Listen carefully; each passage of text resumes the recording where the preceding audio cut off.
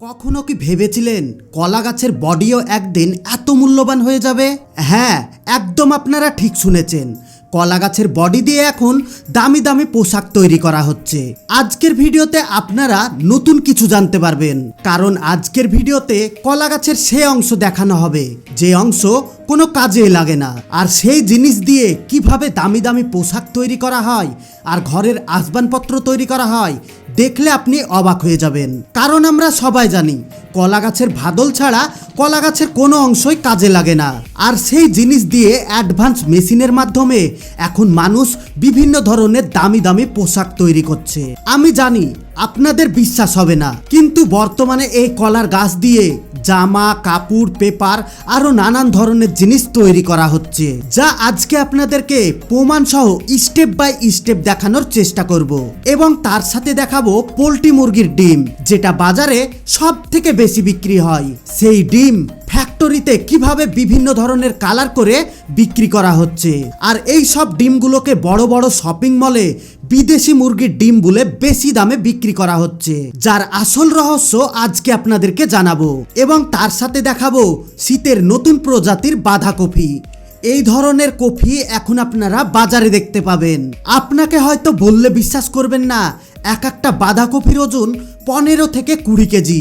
আমি কথা দিচ্ছি আজকের ভিডিওতে আপনারা অনেক কিছু নতুন জানতে পারবেন এবং ভিডিও দেখে অনেক মজা পাবেন।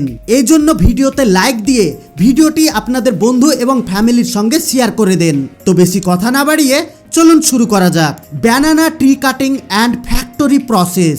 বন্ধুরা, এটা তো আমরা সবাই জানি যে কলা গাছের প্রায় প্রত্যেকটা জিনিসই ব্যবহার করা হয়। তাছাড়া এখন বর্তমান মার্কেটে কলা গাছের বডি দিয়ে বিভিন্ন ধরনের প্রোডাক্ট তৈরি করা হচ্ছে, কিন্তু বেশিরভাগ দেশগুলোতে এই কলা গাছগুলোকে নষ্ট করে ফেলা হয় বা জৈবিক সার হিসেবে ব্যবহার করা হয়। আর এটা তো আমরা প্রত্যেকে জানি, আমাদের দেশে এই কলার চাষ প্রচুর পরিমাণে করা হয়, আর সেই সমস্ত কলা গাছের কলাগুলোকে কেটে নেওয়ার পর গাছগুলো কিন্তু ওখানে পচে নষ্ট হয়ে যায়।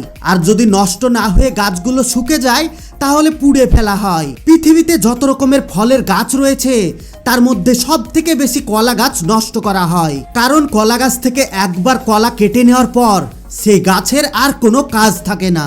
2004 সালে যখন কিছু এক্সপার্ট এই কলা গাছ নিয়ে রিসার্চ করলো, তখন তারা দেখতে পায় এই কলা গাছের মধ্যে প্রচুর পরিমাণে সেল রয়েছে এবং তার সাথে সাথে এই কলা গাছের মধ্যে প্রচুর পরিমাণে ন্যাচারাল ফাইবার পাওয়া যায়, যার কারণে তারা মনে করেছিল এই কলা গাছ থেকে তারা বিভিন্ন ধরনের ডিফারেন্স জিনিস তৈরি করতে পারবে।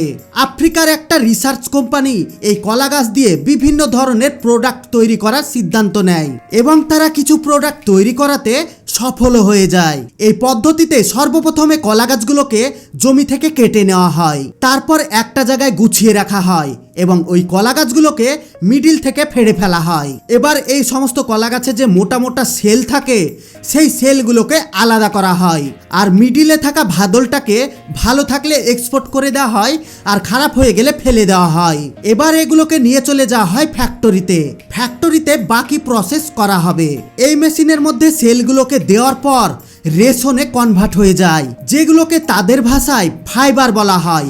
এইভাবে মেশিনে প্রসেস করার পর দুই ধরনের ফাইবার পাওয়া যায়, একটি হলো লং ফাইবার আর আরেকটি হলো ছাট ফাইবার, এবং সেগুলোকে আলাদা আলাদা করে ফেলা হয় যেন সেগুলো দিয়ে আলাদা আলাদা ধরনের প্রোডাক্ট তৈরি করা যায়। এবার এই ফাইবারগুলোকে রোদ্রে খুব ভালোভাবে শুকানো হবে। তাছাড়া এই ফাইবার দিয়ে এক্সটার্নাল হেয়ারও তৈরি করা হয়, যেটাকে আমরা নকল চুল বলে থাকি। দেখবেন অনেকে মাথায় নকল চুল ব্যবহার করে থাকে, আর এটা তৈরি করা হয় এই কলা গাছের বডি দিয়ে। আপনারা হয়তো দেখেছেন রেশম পোকা দিয়ে কিভাবে কাপড় তৈরি করা হয়, আর যদি না দেখে থাকেন তাহলে এই ভিডিও দেখার পর ওই ভিডিওটা দেখে আসবেন, আমাদের চ্যানেলে আগে থেকে আপলোড করা আছে। সেম ওই একই প্রসেসে এই কলা গাছ দিয়ে জামা কাপড় আরো নানান ধরনের প্রোডাক্ট তৈরি করা হয়। কলা গাছ থেকে কাপড় তৈরি করার কাজ প্রথম শুরু করে আফ্রিকার উগান্ডা দেশ। এখানে কলা গাছগুলোকে ফসলের জমি থেকে নিয়ে আসার পর এইভাবে মেশিনের সাহায্যে ফাইবারে পরিণত করা হয়। আপনারা হয়তো জানেন উগান্ডা পৃথিবীর মধ্যে সব থেকে গরিব দেশ, যার কারণে ওখানে এই কাজ করার জন্য দামি দামি মেশিন তারা কিনতে পারে না, কারণ এই মেশিনগুলোর দাম অনেক বেশি। তাছাড়া এগুলো বিদেশ থেকে কিনে নিয়ে আসতে হয়। তারপর গাছের বডিগুলো যখন শুকে যায় তখন এগুলোকে রোদ্রে খুব ভালোভাবে শুকানো হয়। যেহেতু আফ্রিকাতে রোদের টেম্পারেচার অনেক বেশি থাকে সেজন্য এগুলো অনেক সিল্কি হয়ে থাকে। কলা গাছের এই ফাইবার দিয়ে মোটা মোটা রশিও তৈরি করা হয়। উগান্ডার মানুষের হাতের কাজ অনেক সূক্ষ্ম এবং সুন্দর হয়ে থাকে। তারা হাত দিয়ে এমন সুন্দর সুন্দর ডিজাইনের জিনিস তৈরি করে দেয় যে কোনো মেশিনকে তারা হার মানিয়ে দিবে। বর্তমানে উগান্ডার প্রায় 70% বাড়িতে এই কাজ এখন করা হচ্ছে। এই কলা গাছ থেকে তৈরি করা তাদের হাতের সুন্দর সুন্দর জিনিস সারা পৃথিবীতে বিক্রি করা হচ্ছে। এই কলা গাছ থেকে তৈরি করা তাদের হাতে সুন্দর সুন্দর ডিজাইনের জিনিসগুলো পৃথিবীর প্রত্যেকটা দেশে ভালো দামে বিক্রি করা হচ্ছে। একটা রিপোর্টে জানা গিয়েছে বর্তমানে এই কাজ করে তারা এখন অনেক খুশি, কারণ তাদেরকে এই কাজ করার জন্য কোনো জিনিস কিনতেই হয় না, শুধুমাত্র পরিশ্রম করতে হয়। তাছাড়া এই সমস্ত জিনিসগুলো দেখে আপনি বুঝতে পারবেন না এটা কলা গাছ দিয়ে তৈরি না কোনো সুতো দিয়ে তৈরি, কিন্তু এই কাপড় অন্য যে কোনো কাপড়ের থেকে একদম আলাদা, আর সেটা আপনি এই কাপড়ে হাতের স্পর্শ করলেই বুঝতে পারবেন। উগান্ডায় সব থেকে বেশি ভুট্টোর আবাদ আর কলা গাছের আবাদ করা হয়, কিন্তু বর্তমানে এখন তারা কলা গাছের কোনো অংশই নষ্ট করে না। আগামী দিনে তারা এই কলা গাছ থেকে স্যানিটারি প্যাডও তৈরি করছে। তারা জানিয়েছে এই টেস্টে তারা পাসও করে গিয়েছে। খুব তাড়াতাড়ি মার্কেটে কলা গাছ থেকে তৈরি প্যাড বাজারে চলে আসবে।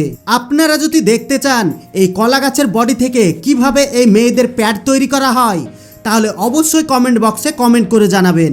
নেক্সট ভিডিও আপনাদের জন্য অবশ্যই নিয়ে আসব।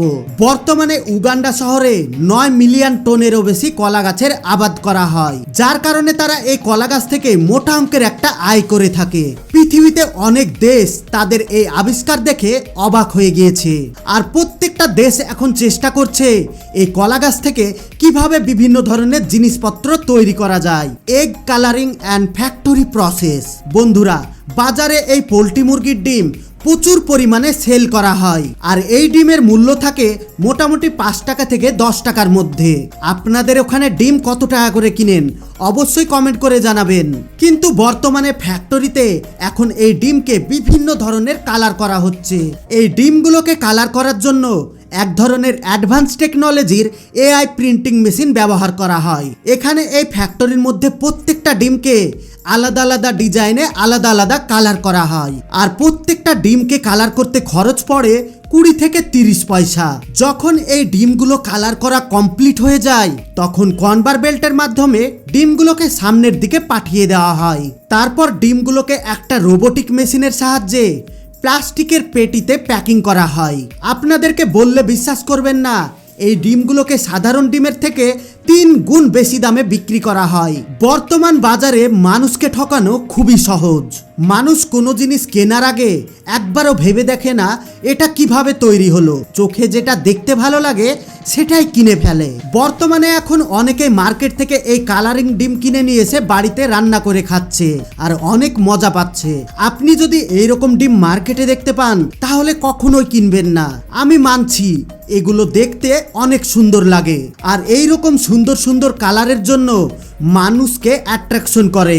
আপনাদের জানার উদ্দেশ্যে একটা জিনিস আপনাদেরকে জানিয়ে রাখি, বর্তমান বাজারে এখন চাল, চিনি, সবজি যা কিছু আছে প্রত্যেকটা জিনিসের ডুপ্লিকেট বেরিয়ে গিয়েছে, আর এখন ডুপ্লিকেট জিনিস বাজারে সব থেকে বেশি বিক্রি হচ্ছে, যা খাওয়ার ফলে আমাদের শরীরের মারাত্মক ক্ষতি হয়ে যায়। এই জন্য অবশ্যই মার্কেট থেকে কোনো জিনিস কেনার আগে সাবধানে কিনবেন। বাঁধাকপি হারভেস্টিং অ্যান্ড ফ্যাক্টরি প্রসেস। আমাদের দেশে হোক বা বাইরে শীতের মৌসুমে প্রচুর পরিমাণে বাঁধাকপি আর ফুলকপির চাষ করা হয়, আর বর্তমানে এখন এই ফুলকপির চাষ জেনেটিক পদ্ধতিতে করা হচ্ছে, যার ফলে এক একটা কপির ওজন হয়ে যাচ্ছে 15 থেকে 20 কেজি। বাঁধাকপিগুলো জমিতে লাগানোর কয়েকদিন পর যখন একটু বড় হয়ে যায় তো তখন ওই কপিগুলোর ওপরে এক ধরনের কেমিক্যাল স্প্রে করা হয়, যার ফলে কপির জমিতে এরকম সাদা সাদা ফেনার মতো হয়ে কপির ওপরে জমে থেকে যায়।